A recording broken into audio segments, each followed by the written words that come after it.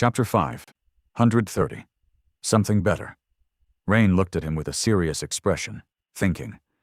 Inwardly, Sunny sighed. He still didn't know how to change her mentality and make her vicious enough to survive the dream realm. He didn't even know if he wanted to, and if that was the right thing to do. At least she seemed to understand a little bit more about the truth of the world after surviving the gate opening. For now, that was going to have to be enough, and this conversation was his attempt to make the lesson stick. After a while, Rain said with uncertainty, "Survival?" Sunny raised an eyebrow, looking at her with surprise. What were the chances that despite their different life experiences, his sister would answer the question the same way he had, all that time ago, in the desolate hell of the Forgotten Shore? He remained silent for a while, remembering those terrible, wonderful days. Then, he shook his head. No. The essence of combat is murder. Rain shivered slightly. Murder? Sunny nodded. Of course. What else would it be? You have to kill your enemy or die. Either way, someone ends up murdered, and someone ends up as the murderer. So, the purpose of combat training is to make sure that you're the murderer. It is really that simple. He paused, and then added, Survival is important, of course, but that can't be your primary goal. Such a goal is a terrible one to have. Even in life, it is not enough. You have to survive to continue living. But if you only live to survive, then what is even the point? More than that, if you don't strive for something bigger, something better, then you will only ever do what is required and nothing else, which will make you weaker than those who want and dare to do more. And that weakness will cost you your life. His voice trailed off, and Sunny suddenly fell silent. Rain looked at him in confusion. Sunny? He blinked a couple of times. Yeah, sorry, so... Well, what do you know? I guess it's true what they say. The best way to learn is to teach. While trying to impart some wisdom, little as he had, on his attentive student, Sunny had accidentally stumbled on a truth about his own desperate desire to grow stronger. Everything Sunny had told Rain could be applied to himself. He had long ago abandoned his singular desire to survive at all cost, and now wanted much more.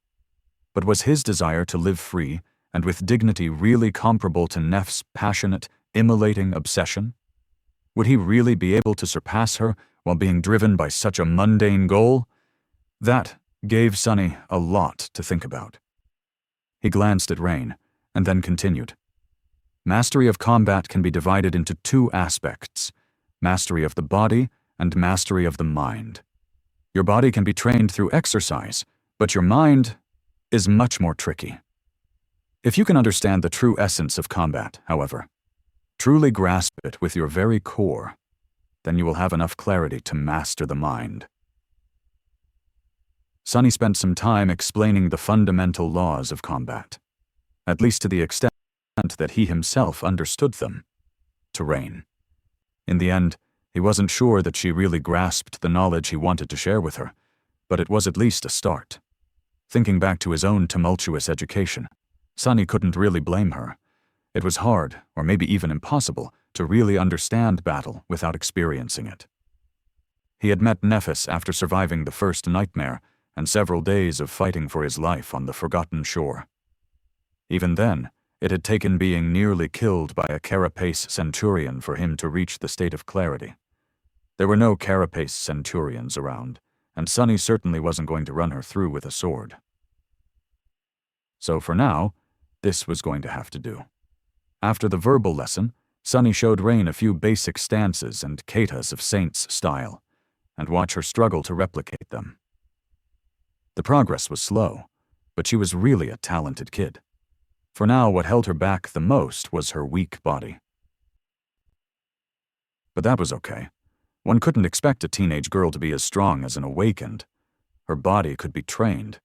Of course, Rain was never going to be as strong and resilient as a burly, able-bodied man. But then, neither was Sunny. Due to his low stature and lean build, he couldn't compete with people like Castor or Master Roan in terms of physical might. However, this could be mitigated by aspect abilities, absorbing fragments, and mastering precise essence control. What's more, sharp weapons were the great equalizer. The purpose of a weapon was to reduce the amount of force one needed to apply to deliver a lethal blow. Unless one planned to beat their enemy to death with their fists, technique and skill were much more important than pure strength. And Saint's battle style could make that inherent disadvantage even slimmer. After a while, Sunny judged that Rain had enough. The girl seemed to be sufficiently exhausted, and pushing further would not do her any good. He gestured for her to stop, and placed the practice weapons back on the stand, then summoned the endless spring and offered it to the tired girl. Rain was breathing heavily, her pale face glistening with sweat. Noticing the beautiful glass bottle, she smiled with excitement. "Wow, is that a memory?" Sunny tilted his head a little. "Sure, why are you asking?" The girl grabbed the endless spring and studied it from all sides, then cautiously took a few sips. "You don't get it. I've never seen a real memory up close before. It feels so real." He stared at her in bewilderment. "It is real. What are you talking about?" Rain glanced at him with scorn, drank the water greedily, and then handed the endless spring back with a bit of reluctance. "Did you get it after defeating some terrible monster, or bought it?" Sunny frowned, hesitated for a moment, and then said darkly, "It was a gift, actually." She blinked a couple of times. "Oh. From that friend of yours?" He grimaced. "No, not from a friend." Then, Sunny dismissed the endless spring and headed toward the elevator. "Anyway, it's time for you to go. Otherwise your parents might think that I have kidnapped you." "Oh." He thought for a bit before saying, I have some ice cream in the fridge. We can eat it before you go, if you want. Unless Effie had already devoured everything, of course." Rain giggled, then followed him with a very pleased expression.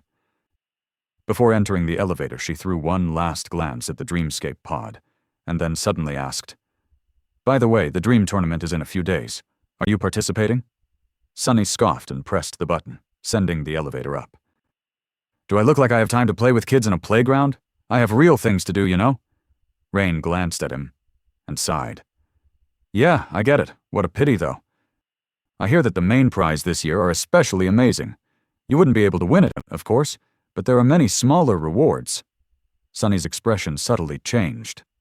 As the doors opened, he looked at Rain, remained silent for a moment, and then asked in a very, very disinterested voice, "Oh, really? There are prizes? Huh, how curious. What kind of prizes are we talking about exactly?"